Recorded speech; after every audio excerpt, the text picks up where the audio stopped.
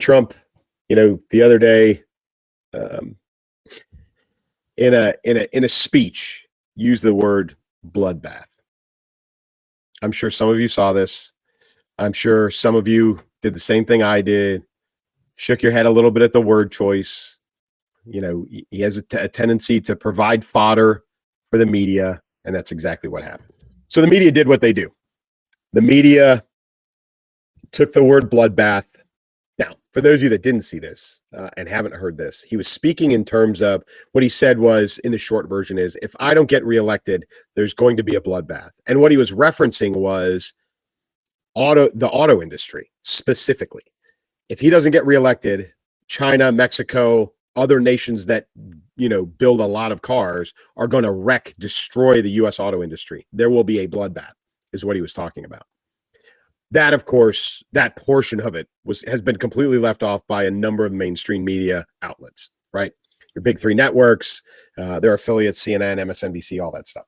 So what the headlines are saying is President Trump said, if I don't get elected, there's going to be a bloodbath, insinuating, and some of them outright saying, he was, making a reference to or trying to incite violence if he doesn't get reelected.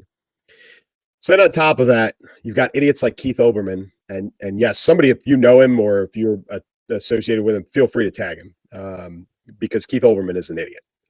He is one of these guys that took that again out of context, and then turned around. He accused President Trump of talking about inciting violence and all these horrible things, and then said we can only hope.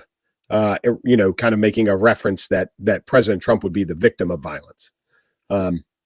This is a guy who made a career out of being a sportscaster who never played sports. So, he's become hyper liberal in the last 15 years or so.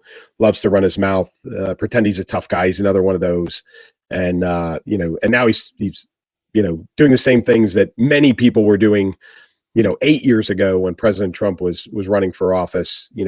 What was her name? The crappy female comedian, Chicagoan, holding his, President Trump's, a mock-up of his head. It's the same kind of thing, hoping for violence against a former president, I'm fairly confident is criminal. And Keith Olbermann should probably be held accountable for that, especially since this is media manipulation. The media is manipulating the story. Like I said, the actual quote and the full context of the quote had to do with the auto industry.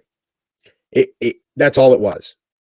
Now, Elsa actually posted or reposted a tweet of actually, I think it was her generated it, where it was Webster's dictionary, and an alternate definition of the word bloodbath was referencing a horrible economic event.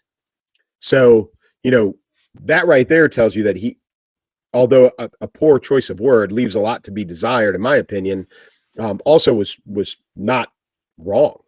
It was actually correct use of the word as an alternate definition.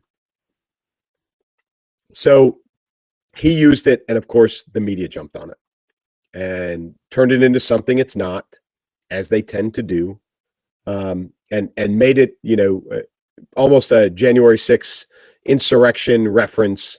President Trump is going to make sure that if he doesn't get reelected, that there's a civil war and there's massive violence and all these other things. And he's trying to incite another insurrection, whatever. It's all media manipulation. They know what the quote was. They have the video footage. They all do. They chose to, as a whole, as a majority, as a community, the media, mainstream media, chose to provide all of us, the voting public, the citizens of the United States, a bullshit story. They lied. It's lying by omission. That's what they chose to do. They lied to all of us by manipulating that story the way that they did. They know the truth. It's out there. It's not hidden. They chose to take advantage of those who don't know the whole story and will take it at face value, and they lied. Lying by omission. So it's proof, more proof, for those of you that don't know, didn't know, that the media manipulates voters. That's what they do. right? We just saw the other day that we found out Google has been manipulating elections for the past, I think, 4 presidential elections. I think going back to 2008, they have been altering the algorithm to change the outcome when you Google certain things, when you search certain things, when it related to specific candidates and specific topics. It changed what you saw. That's election tampering, by the way. But that's what the media is doing. That's the media is doing in this case specifically. And again, it's something that none of us need to stand for. None of us should tolerate. And you vote with your feet. You don't watch. You find an alternative news source. Twitter with independent journalism making a comeback over on X with Elon Musk is a great place to do that. But there's plenty of standalone independent journalists who are doing great work out there. Check them out. Stop turning on ABC, NBC, CBS, MSNBC, CNN, headline news, even truthfully Fox in a lot of cases. Find it out there. Find something else out there because you're being manipulated.